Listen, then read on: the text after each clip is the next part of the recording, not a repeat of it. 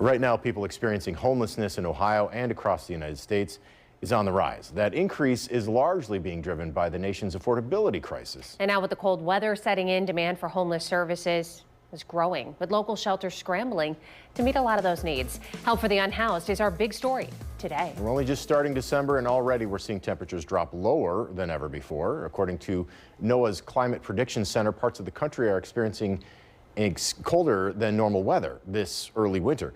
The polar vortex is circling the Arctic, and it's set to dip down south, sending bitter cold air our way toward the middle of the month. But the intensity and duration of that polar vortex is still not clear. So let's talk about our weather here in our area. We're already seeing some of the frigid temperatures, and they're going to be on the board this week. Single digits coming. Along with the cold, could be a dusting of snow tomorrow. First alert meteorologist Dan Smith tracking those freezing temperatures with your winter weather outlook. Dan. Yeah, just a little bit of an extra, right? Just a dusting ½ inch we've been looking at for tomorrow night going into Thursday morning. Really going to be starting in the evening hours, not reducing visibility too much. I don't think this even gets up to a ¼ inch per hour rates. Maybe just as we're getting into 10, 11 o'clock, but you see as quick as it's here, it's out of here. Maybe you get past a ½ inch towards Tiffin and Upper Sandusky. But what we're looking at here for Friday morning, oh boy, 5 degrees for our forecast low. That would be the coldest since mid-February. Yesterday technically was as well. We bottomed out at 13 degrees. Record low, incidentally, on Friday, the 5th, is going to be -2. So I don't think we quite reached that mark. But even with as little wind as we're going to have that morning, it's not going to take much to make those wind chills dip down and add some negatives to tack on as well.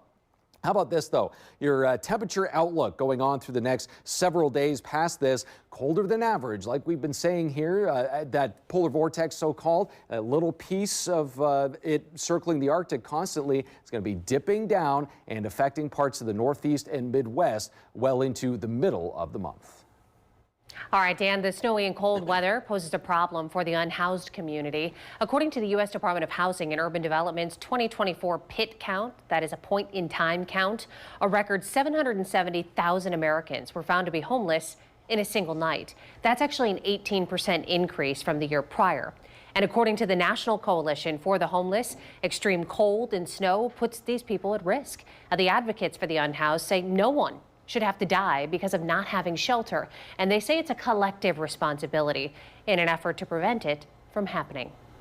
The bad weather, the bad public policy, and the inability for the people who are elected to take care of the welfare of people in this country, not having the will to be able to provide the resources to the level of need.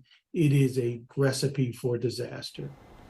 Now, along with the possibility of death, homeless individuals are also at risk of hypothermia and frostbite when the temperatures drop below freezing. In Toledo, advocates are calling for change after a person died while sleeping outside over the weekend. That death is sparking a renewed conversation about how to protect those who are unhoused as winter sets in.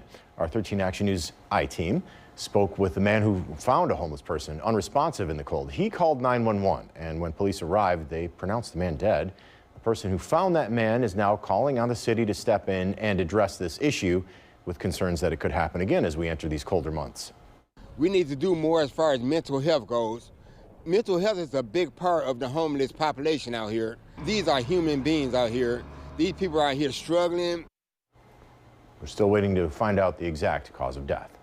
Well, each year as winter approaches and the temperatures drop, homeless people move from the streets to their city's shelter system in an effort to escape the cold. However, according to the National Coalition for the Homeless, a few communities have citywide cold weather response plans, and many of the plans currently in place leave some big holes when it comes to accessibility.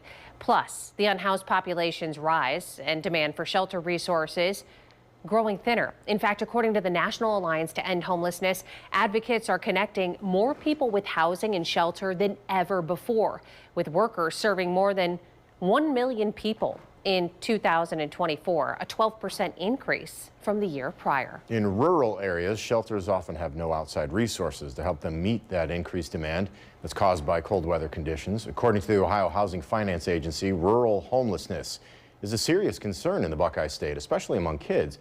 In 2023, more than 7,000 K through 12 grade students were unhoused. More students experienced homelessness in rural southeast counties, but there were a few school districts in our area that had a high rate of student homelessness. So let's talk about some solutions. One option for people in need is contacting United Way by calling 211. It's a free service in Lucas, Ottawa, and Wood counties that connects people who need help with things like housing, food, or utilities.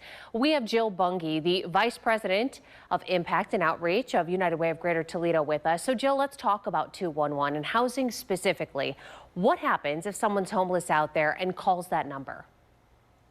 Sure. So we manage the coordinated entry shelter wait list and entry into emergency shelters across Lucas County. So anytime someone enters our community, they're in need of housing assistance or they have nowhere to go, they call 211, and then we manage that intake process on behalf of the shelters who are then housing individuals.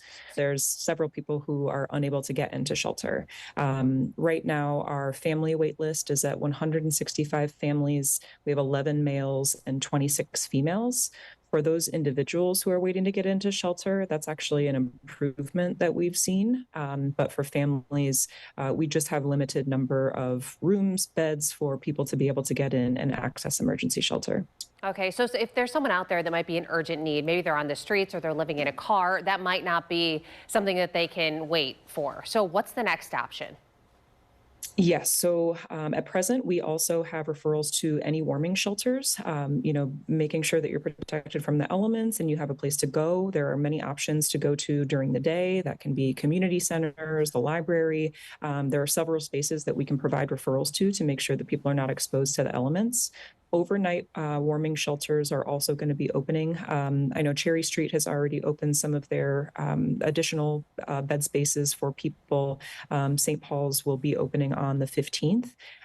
So we're going to be able to provide those referrals and ensure that folks have a safe place to stay during winter crisis months. Okay. As we talk about 211, of course, you do more than just housing. You said that the numbers have improved slightly, but as we look at this situation and the service that you offer as a whole here, are you seeing an increase in the number of people that are needing some type of help? And if so, what's the most requested need right now?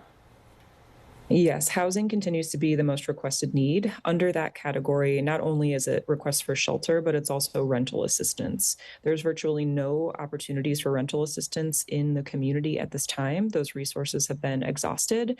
There's a pretty major transition happening with our social safety network from federal to state to our local level right now, and a lot of prohibitive funding that the dollars are just not there to be able to provide that support that we once did. So of course, 211 is really kind of the air traffic controlling of making sure that people can get connected to those resources. If there are no resources available, we are finding alternatives to be able to provide referrals to other comprehensive services that might be able to offset some of those budgetary needs. We're really trying to think critically about those wraparound supports to bring stability to individuals and families so they don't find themselves in a dire crisis situation again. Sure. Well, that's some good information there. And of course, yes, we know that there is a wait list, but if you need any assistance and you're in Lucas, Wood, or Ottawa counties, you can simply pick up your phone and dial 211. Get connected to somebody like Jill over at United Way that can help you out. Thanks. We really appreciate it. Thank you so much for the time.